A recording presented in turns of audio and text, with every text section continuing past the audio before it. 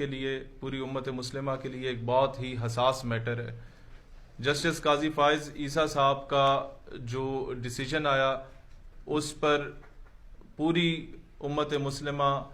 ایک اس حساس معاملے پہ تشویش کا اظہار کر رہی ہے، اور میں یہ بات بتانا چاہتا ہوں، جو باتیں میڈیا کے ذریعے ہم تک پہنچی کہ یہ جملے کہے گئے یا اس طرح کے فیصلے دیے گئے جس میں کہا گیا کہ ہر شخص کو مذہبی آزادی حاصل ہے، کانسٹیٹیوشن ہر مذہب کے اور ہر فرقے کو اپنے ادارے کھولنے کی اجازت دیتا ہے،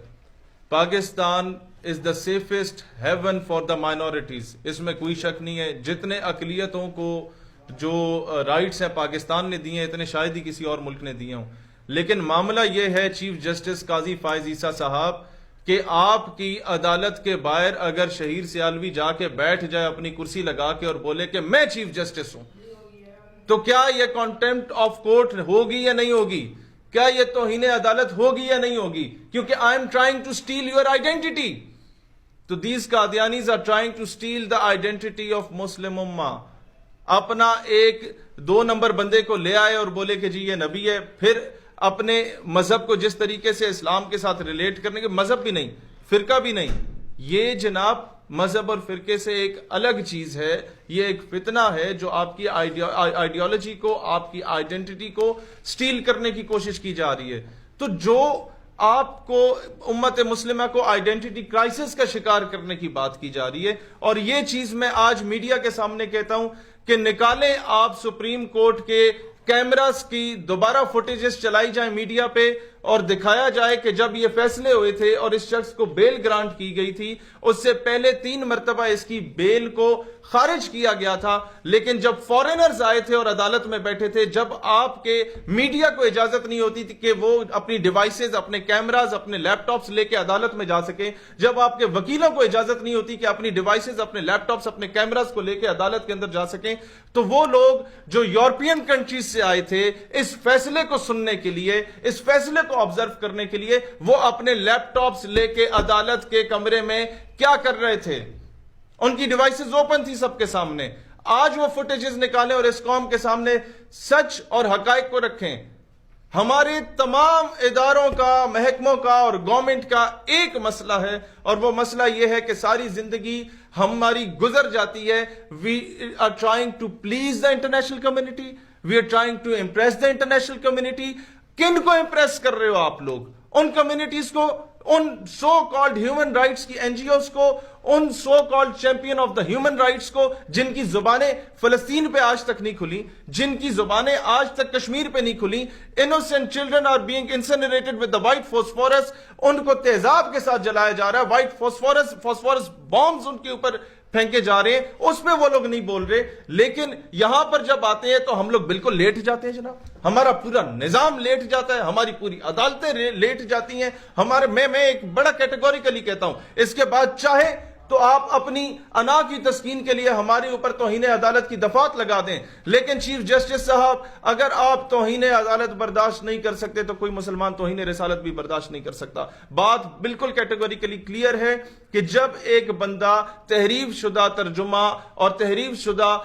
تفسیر قرآن پاک کی ایک قادیانی کی لکھی ہوئی جب وہ تقسیم کر رہا تھا، ڈسٹریبیوٹ کر رہا تھا، اس پر کیس ہوا، آپ اس کو ریلیز کرتے ہیں، جو اس کی ڈیو پنشمنٹ تھی بے شک اس سے مل گئی، وہ ایک الگ جو ہے وہ ٹاپک ہے۔ ٹاپک یہ ہے کہ آپ انڈائریکٹلی جو یہ بات کہے گئے ہیں کہ ہر فرقے اور ہر مذہب کو پورا اختیار ہے کہ وہ اپنا تشہیر کرے، وہ اپنی تبلیغ کرے، اس میں قادیانیت نہیں آتا ہے،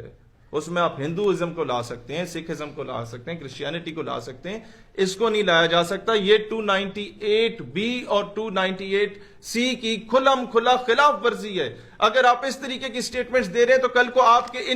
یہ جو آپ کا فیصلہ ہے اس کو جواز بنا کے قادیانی اپنی مسجدوں کے اوپر مینار بھی لگائیں گے، گنبد بھی لگائیں گے، اسی طریقے سے مسلمانوں والے نام بھی رکھیں گے، اور پھر جو مرضی وہ حرکتیں کریں، بدنامی ہمارے مذہب کی ہو رہی ہوگی۔ لہٰذا آج میں ایک اور گلہ بھی دینا چاہتا ہوں ختم نبوت صلی اللہ علیہ وآلہ وسلم کے نام پہ چندے بٹورنے والوں سے اور اس پر پیسے کھانے والوں سے جو اسلامی نظریاتی کونسل بنا. بھائی میرا سوال یہ ہے کہ یورپی یونین کے لوگ, امریکہ کے لوگ, سو کالڈ ہیومن رائٹس کی جو این جی اوز ہیں وہ دوسرے ملکوں سے اپنے پالتو کتوں کی جو ہے وہ حفاظت کے لیے پہنچ جاتی ہیں پاکستان کی عدالتوں میں. اس کیس کی پیروی کے لیے ہمارے جو ریاستی ادارے موجود ہیں اسلامی نظریاتی کونسل کی بنیاد پہ یا مختلف ناموں سے, یا جو ڈائریکٹلی یا انڈائریکٹلی چندہ اکٹھا کر رہے ہیں اسلام کے نام پہ, وہ ان کیسز کی پیروی کیوں نہیں کر رہے؟ وہ بعد میں واویلا مچانے کیوں آ جاتے ہیں؟ دوسری بات میں آپ لوگوں سے یہ کہنا چاہتا ہوں میرے بھائیوں, اس وقت اس چیز کی انکوائری کرنی چاہیے کہ الیکٹرانک ڈیوائسز وہ لے کے کیوں آپ کے سپریم کورٹ کے اندر گئے, کس نے انہیں جانے دیا, اور کیوں ہم لوگ دیکھیں ہم خود مختار پاکستان کبھی بھی نہیں بن سکتے جو اپنے فیصلے خود کرے جب تک ہم دنیا کو امپریس کرنے میں لگے ہوئے ہوں گے. آگے میں آپ لوگوں کو بتانا چاہتا ہوں, آپ نے امپریس کرنا ہے, اپنی ترقی سے امپریس کرنا ہے, اپنی ٹیکنالوجی سے امپریس کریں, اپنے کیا کہتے ہیں انوینشن سے انٹرنیشنل کمیونٹی کو آپ امپریس کریں. آپ ان کے آگے لیٹ جائیں گے, ڈر اور خوف کی وجہ سے لیٹ جائیں گے, تو کبھی بھی انٹرنیشنل کمیونٹی آپ سے امپریس نہیں ہوتی. اب میں سولوشن اورینٹڈ بات آپ کے سامنے کرنا چاہتا ہوں. جو لوگ سمجھتے ہیں کہ ہمیں اسلام کا بہت زیادہ جناب سینے میں درد رکھتے ہیں, وہ نعرے نہ لگائیں. آپ سب کی پارٹیوں کی 1-2 سیٹیں اسمبلی میں موجود ہیں. میں ان سے کہتا ہوں قرارداد لے آؤ, ایک جڑیں بناؤ اور یہ قرارداد لاؤ. کاش کہ ہمیں ایک سیٹ بھی ملتی, ہم لوگ یہ بات ضرور کر دیتے. لیکن آپ لوگ سارے پہنچ چکے ہیں, ہر سیاسی مذہبی جماعت اس وقت اسمبلی میں بیٹھی ہوئی ہے, 1 سے لے کے 50, 60, 70 سیٹوں تک. وہ یہ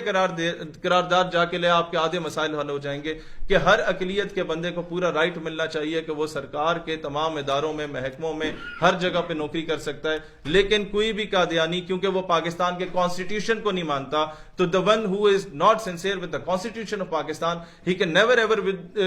be sincere with the state of Pakistan. لہٰذا کوئی بھی قادیانی گزٹڈ پوسٹ پہ نہیں ہو سکتا, نہ ہی فورسز میں ہو سکتا ہے, نہ بیوروکریسی میں ہو سکتا ہے, نہ جوڈیشری میں ہو سکتا ہے, نہ پولیس میں ہو سکتا ہے, اور کسی بھی جگہ پہ نہیں ہو سکتا. آپ کے ملک کے آدھے مسائل حل ہو جائیں گے. آپ کو نہ دھرنے دینے کی ضرورت پڑے گی, نہ آپ کو احتجاج کرنے کی ضرورت پڑے گی, نہ آپ کو نعرے لگانے کی ضرورت پڑے گی. اور دوسری چیز جو ہمیں کہا جاتا ہے کہ جناب ریاست کی جانب سے کہا جاتا ہے کہ ہم مجبور ہیں, انٹرنیشنل پریشر بہت ہے, اس انٹرنیشنل پریشر کو ختم کریں.